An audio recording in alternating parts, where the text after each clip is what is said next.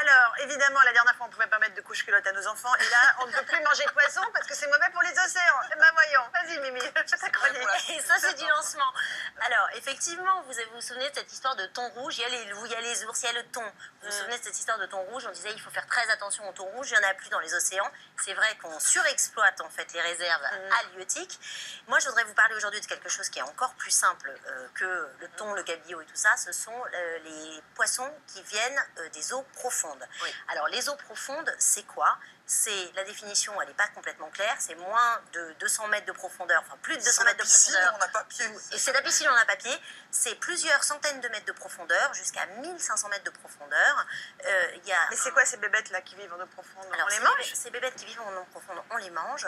Et il y a plus de 1000 scientifiques qui se sont réunis pour dire qu'il faut arrêter de pêcher en eau profonde. Il y a un vote au Parlement européen qui va avoir lieu ce jeudi. La plupart des pays européens sont contre la pêche en eau profonde, donc on espère que cette interdiction va passer. La France est pour, parce qu'il y a des enjeux au niveau de certains ports de pêche.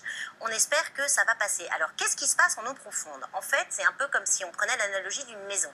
Les sols, le socle de l'océan, les fonds marins, c'est quelque chose de très important parce que c'est ce qui constitue tout l'écosystème. Il n'y a pas très peu de lumière, évidemment, à 1500 mètres de profondeur. Donc, les espèces de poissons vivent beaucoup plus longtemps, mais mettent beaucoup plus de temps à se reproduire. C'est un écosystème particulièrement fragile. Or, si cet écosystème est abîmé, tous les étages supérieurs, comme dans une maison, sont abîmés aussi, ne sont plus stables.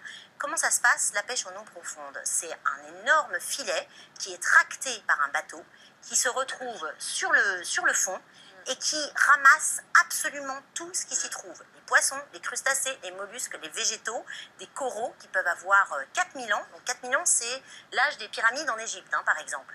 Tout est ramené à la surface, tout est rapporté à la surface. C'est ouvert, comme on le voit sur ces images. Et la moitié, voire parfois les trois quarts, ça c'est un sabre noir, on va en parler juste après. C'est sa langue, ça? Ce sont ses viscères, parce qu'en fait quand un poisson est ramené de 1500 mètres de profondeur, il arrive, il ne ressemble plus à rien, il a des yeux complètement exorbités, les viscères qui sortent par la bouche, etc. Il ne se retrouve pas comme ça sur les étals du poissonnier, parce qu'évidemment personne n'aura envie d'acheter.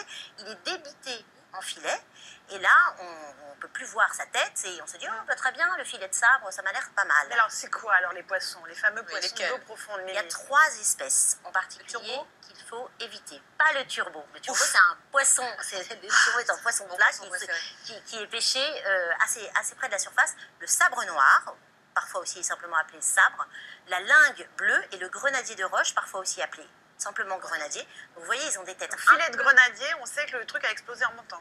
Le truc a explosé en montant, et c'est surtout, c'est pas tellement le problème du poisson qui a explosé en montant, parce que ça c'est esthétique. C'est le problème de cette pêche avec des filets qui a en 1 heure un filet comme ça qui sarcle le fond marin, il a dévasté l'équivalent de 180 terrains de football, juste en 1 heure. Et ça veut dire qu'il n'y a plus rien sur ce fond marin. Il n'y a plus de végétaux, il n'y a plus d'animaux, il n'y a plus rien. Donc on se retrouve avec des espèces de désert sous les océans. C'est dramatique parce que ça veut dire qu'au-dessus, l'océan est lui-même assez endommagé et que nous, on se retrouvera dans 10 ans à ne plus pouvoir manger de poisson du tout si on ne fait pas attention. Donc là, qu'est-ce qu'on fait? On n'en mange pas non plus? Qu'est-ce qu'on fait? On ne mange pas de sabre noir, on ne mange pas de lingue bleue, on ne mange pas de grenadier de roche. On mange de l'air. On mange des petits poissons comme par exemple les sardines, les maquereaux, les chinchards qui ne sont pas des prédateurs. On regarde aussi le classement fait par une association qui s'appelle Bloom, qui est une association de défense, de préservation des fonds marins, qui a classé les hypermarchés et les supermarchés en fonction de leur comportement face à ces espèces de poissons dont on a parlé. Voilà. Bloom, comment ça s'écrit? B-L-U-M? B-L-O-O-M. Bloom, On voit que les bons élèves de la classe, c'est plutôt Carrefour, Casino et Système U. Après, il y a les cancres, notamment Intermarché, qui continuent de vendre ces espèces-là, et Leclerc également. Et on fait attention à la saisonnalité des poissons, car c'est comme les fraises, pour les poissons,